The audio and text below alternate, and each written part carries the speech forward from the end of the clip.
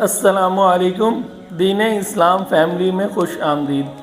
آج کا ہمارا موضوع ہے جانوروں اور پرندوں کا خوف۔ تمام قسم کے چارپائے اور جنگلی جانور اور پرندوں کے جہنم سے خوف کے متعلق بھی روایات موجود ہیں۔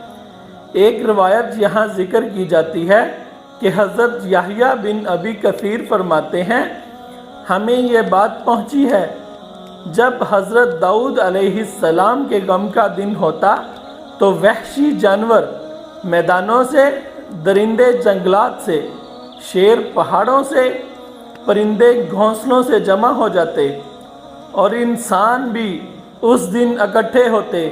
حضرت داؤد علیہ السلام تشریف لا کر ممبر پر چڑھ جاتے اور سب سے پہلے اپنے رب کی تعریف بیان فرماتے تو یہ سب رو رو کر، چیخ کر چیخو پکار کرتے۔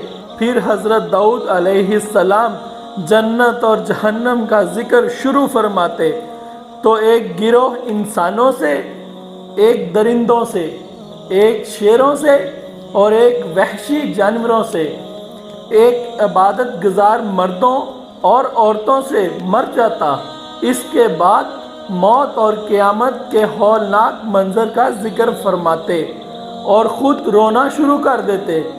پس ایک گروہ اس سے، ایک گروہ اس سے، اسی طرح ہر گروہ سے ایک ایک کر کے گروہ فوت ہو جاتا۔ جزاک اللہ۔